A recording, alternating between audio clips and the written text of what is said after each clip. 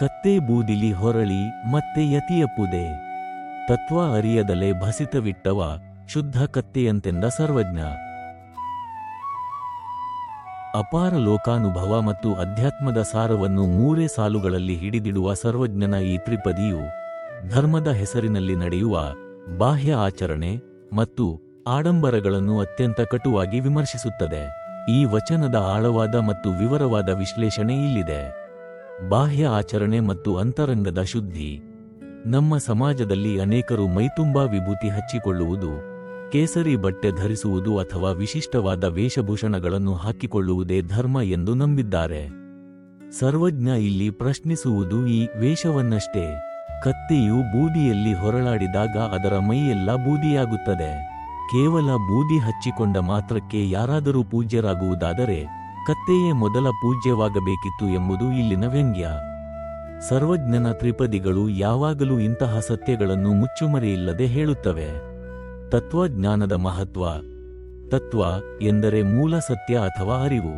ತನ್ನ ಅಂತರಾತ್ಮ ಯಾವುದು, ದೈವತ್ವ ಎಂದರೇನು, ಮಾನವೀಯತೆ ಎಂದರೇನು ಎಂಬ ಅರಿವಿಲ್ಲದೆ ಕೇವಲ ಸಂಪ್ರದಾಯಕ್ಕಾಗಿ ಆಚರಣೆಗಳನ್ನು ಮಾಡುವವನು ಅಧ್ಯಾತ್ಮದ ಹಾದಿಯಲ್ಲಿ ಸಾಗಲು ಸಾಧ್ಯವಿಲ್ಲ. ಅರಿವಿಲ್ಲದ ಆಚರಣೆಯು ಕೇವಲ ದೈಹಿಕ ಶ್ರಮವೇ ಹೊರತು ಮಾನಸಿಕ ವಿಕಾಸವಲ್ಲ. ಕತ್ತೆಯ ರೂಪಕ. ಇಲ್ಲಿ ಕತ್ತೆಯನ್ನು ಅಜ್ಞಾನದ ಸಂಕೇತವಾಗಿ ಬಳಸಲಾಗಿದೆ. ಕತ್ತೆಯು ಬೂದಿಯಲ್ಲಿ ಹೊರಳಾಡುವುದು ಅದರ ಪ್ರವೃತ್ತಿ, ಆದರೆ ಅದಕ್ಕೆ ತಾನು ಏನು ಮಾಡುತ್ತಿದ್ದೇನೆ ಎಂಬ ಅರಿವಿರುವುದಿಲ್ಲ. ಹಾಗೆಯೇ ಜ್ಞಾನವಿಲ್ಲದ ಭಕ್ತ ಅಥವಾ ಯತಿಯು ಮಾಡುವ ಆಚರಣೆಗಳು ಕೂಡ ಅಂಧಾನುಕರಣೆಯಾಗಿರುತ್ತವೆ. ಸಾಮಾಜಿಕ ಸಂದೇಶ. ಈ ತ್ರಿಪದಿಯು ಕೇವಲ ಅಧ್ಯಾತ್ಮಕ್ಕೆ ಸೀಮಿತವಾಗಿಲ್ಲ, ಇದು ಇಂದಿನ ಕಾಲಕ್ಕೂ ಪ್ರಸ್ತುತವಾಗಿದೆ. ವೈಚಾರಿಕತೆ.